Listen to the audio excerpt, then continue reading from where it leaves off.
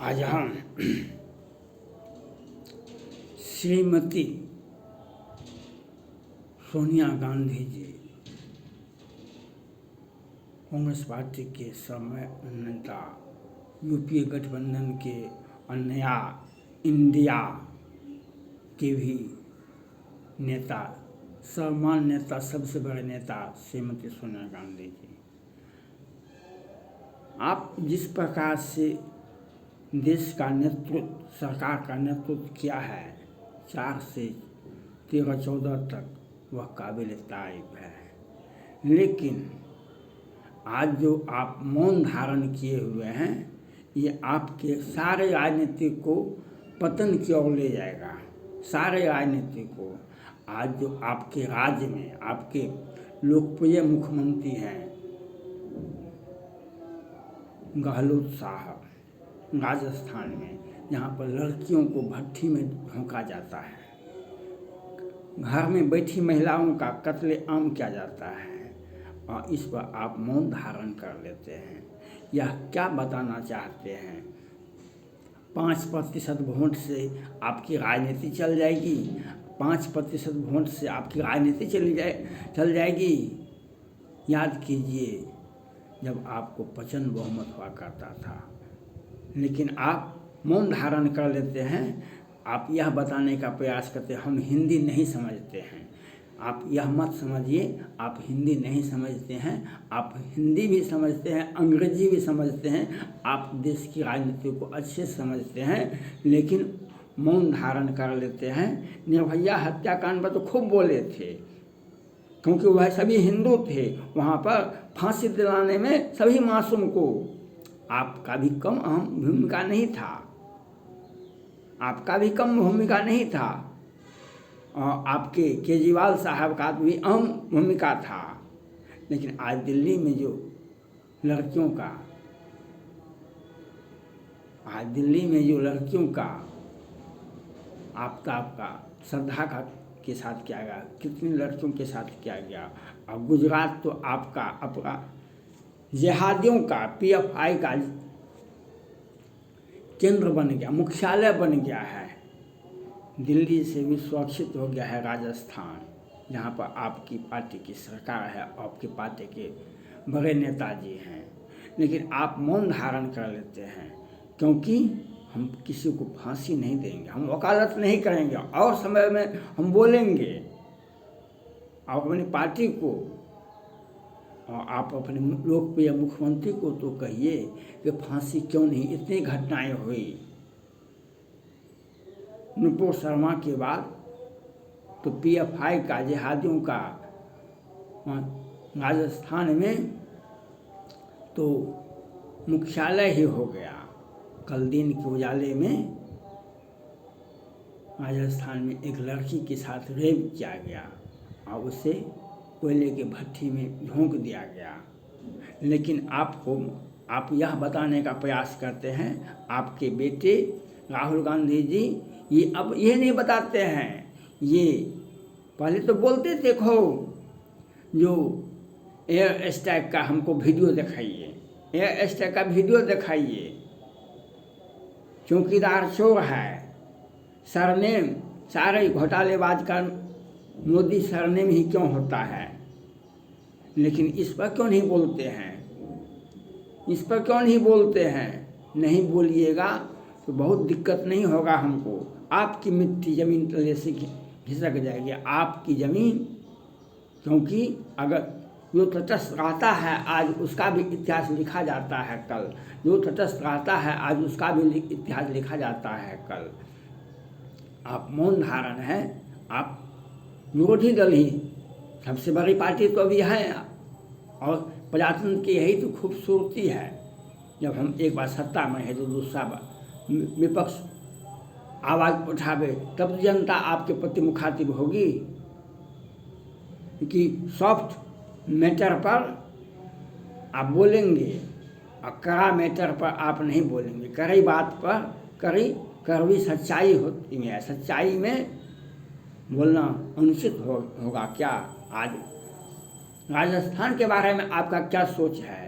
राजस्थान में के बारे में आपका क्या सोच है?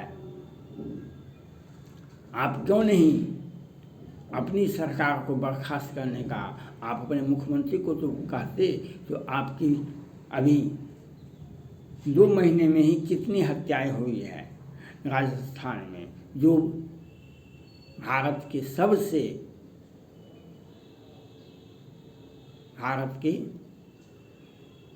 सब महाराणा प्रताप की धरती है, और उस धरती को खून से रंजित कर रहा है विदेशी ताकत, और आप इस पर मौन धारण किए हुए हैं। राजस्थान की धरती को आप रक्त रंजित हो रहा है और आप देख रहे हैं। इतिहास कभी माफ़ करने वाला नहीं है। इतिहास कभी माफ़ काहे नहीं FIR काहे नहीं फांसी हो रहा है, ये बताने का प्रयास कीजिए। माननीय श्रीमती सोनिया गांधी जी, आपने कब आवाज़ उठाई? निर्भया के लिए तो खूब बोले, क्योंकि यहाँ पर आप कैसे बोलिएगा? वोट बैंक जैसे बिहार की ज़मीन से आपके तले से ज़मीन निकल गया, जैसे उत्तर प्रदेश निकल गया, राजस्थान में निकल जाएगा, क्योंकि आप आवाज़ बुलंद नहीं करते हैं। आप आवाज़ बुलंद नहीं करते हैं, इसीलिए आपकी ज़मीन खिसक जाती है। आप विरोधी दल का ही तो, अपनी पार्टी का तो आलोचना कीजिए, लेकिन हम नहीं उसे समझाएंगे और नहीं हम कुछ बोलेंगे। यह आपके लिए दुर्भाग्य होगा, यह आपके लिए दुर्भाग्य होगा, क्योंकि जो तटस्थ रहता है आज उसका भी इतिहास लिखा जाता है। कल आपने दिल्ली में PFI का मुख्यालय बना, शाहीन बाग बना, और सिखों हिंदू लड़कियों को काटा गया, मारा गया, लेकिन मौन धारण कर लिए। केजरीवाल आपकी पार्टी नहीं था, राजस्थान तो आपकी पार्टी है, गहलोत जी तो आपकी पार्टी के बड़े नेताजी हैं, चाहे नहीं कुछ बोल रहे हैं। यह कौन सा दुर्भाग्य है आपको?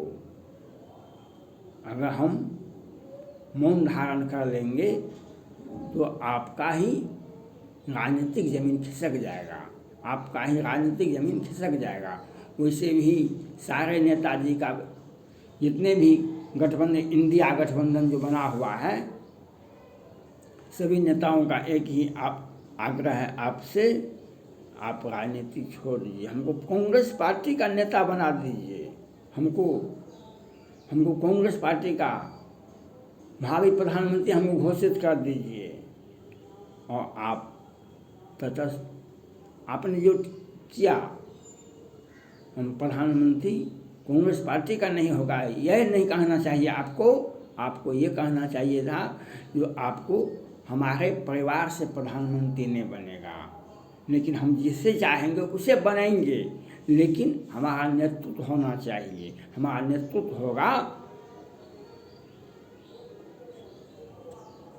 सोनिया गांधी के परिवार से प्रधानमंत्री नहीं होगा, आपको ये कहना चाहिए। लेकिन हम जिसे चाहेंगे वह आप, तभी आपको हम समर्थन करेंगे जब आप कांग्रेस पार्टी का नेतृत्व स्वीकार कीजिए, कांग्रेस पार्टी की अधीनता स्वीकार कीजिए, हमारे नेतृत्व में चुनाव लड़ा जाएगा।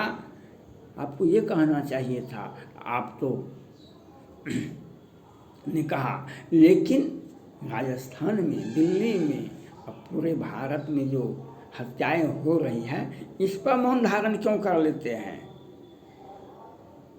कभी बिहार में होता है, कभी राजस्थान में होता है, और दिल्ली तो शाहीन बाग बना दिया गया है, और राहुल जी भी इस पर मौन धारण कर लेते हैं। मौन धारण कीजिए, कोई दिक्कत नहीं है। जिसके आंख से आंसू बहते हैं, उनके आंख के आंसू समय काल में सूख जाता है, समय काल में सूख जाता है। और लेकिन साक्षी तो जिन मोहि मारा ते मैं मारे, ते पर बंधे तने तुम्हारे। न्याय तो मिल ही जाता है, लेकिन न्याय विलम्ब करने वाले, न्याय में पसंगा मारने वाले का भी इतिहास लिखा जाता है। एक दिन उनके आंख से भी आंसू बहता है, उनके आंख से भी आंसू बहता है, तब वह छटपटाहट दिखाई पड़ता है दुनिया को, जो आपका कैसे। लेकिन आज राजस्थान जल रहा है और आपकी पार्टी की सरकार है, और आप क्या गहलोत साहब से अपील करना चाहते हैं? आप इतने दिनों तक मौन क्यों रहे थे? आप ये बताने का प्रयास कीजिए माननीय श्रीमती सोनिया गांधी जी। आपको ये बताना पड़ेगा जो आपकी मौन चुप्पी, आपकी पार्टी की सरकार है, आपको बताना पड़ेगा कि आपके लोकप्रिय मुख्यमंत्री के कार्यकाल में, क्योंकि आप तटस्थ थे दिल्ली में, इसीलिए आप आज गुजरात, आज राजस्थान आपका जल रहा है। राजस्थान में हिंदुओं को साथ क्या हो रहा है? हमारी इंडिया का सबसे पवित्र भूमि, महाराणा प्रताप से बड़ा कोई स्वतंत्रता सेनानी नहीं हुआ होगा, जिसने घास से रोटी खाई थी, मुगलों के आगे नतमस्तक नहीं हुए थे। लेकिन उस भूमि को आप कलंकित कर रहे हैं, आपकी पार्टी कलंकित कर रही है, और जिहादियों को फांसी की सजा करना वकालत आप करते हैं, नहीं आपकी बेटी राहुल गांधी जी करते हैं, नहीं गहलोत जी कर रहे हैं, नहीं विरोधी दल कर रहे हैं। जो तो यह आपसे क्या आशा की जाएगी? मैं मांग करता हूँ आप गहलोत जी को अच्छे से समझा दीजिए, और आपसे मेरा मांग है आप फांसी की सज़ा का वकालत कीजिए, आप फांसी की सज़ा का वकालत कीजिए, और अपनी पार्टी, अपनी राजनीतिक जमीन को बचाने का प्रयास कीजिए। और लड़कियों के साथ जो ज्यादती होती है, वह दिल्ली हो या राजस्थान है, उसका तो अपनी पार्टी को तो देखिए, आप हमको नहीं देखिए, कोई दिक्कत नहीं है। आप सिंधिया की राजनीति को तो मिटाने के लिए सब कुछ बेचैन कर दिए, गहलोत साहब की राजनीति को मिटाने के लिए गहलोत बेचैन हो गए हैं, लेकिन आपका कौन पार्टी का को पकड़ेगा? क्योंकि आपके पास पीके है बिहार का, और एक कमलनाथ जी हैं, उन्हीं के इशारे पर आप बोलते हैं, उन्हीं के इशारे बोलते हैं, तो लोटिया तो इन लोगों का कभी उगा ही नहीं, इनका कभी भी वह आपका राजनीतिक डुबो देगा, ये लोग आपका राजनीतिक डुबो देगा। आप मत बोलिए। राजस्थान में जो होता है आप बधाई दे दीजिए गहलोत जी को, अच्छा लड़कियों के साथ ज्यादती होता है, अच्छा बात है, यह तो बोलना पड़ेगा। आगे सब मौन रह गए तो इसी से समझ जाता है लोग, जो मौन धारण कर लिया तो स्वीकारोक्ति होती है। अपने दिल्ली में भी स्वीकारोक्ति है, आप हरियाणा में भी स्वीकारोक्ति है, आप राजस्थान में भी स्वीकारोक्ति है आपका। यह आपको समझना पड़ेगा, यह आपको समझना पड़ेगा, नहीं तो आप अपनी पार्टी के नेता को और राजस्थान के मुख्यमंत्री को आप समझाइए। अब फांसी की सज़ा क्यों नहीं होगी? 3 दिन में फांसी की सज़ा हो जाती है, लेकिन आप तो मांग करवे नहीं करते हैं, आप तो बोलते ही नहीं हैं। नहीं बोलना भी तो मौन सहमति है। थैंक्स।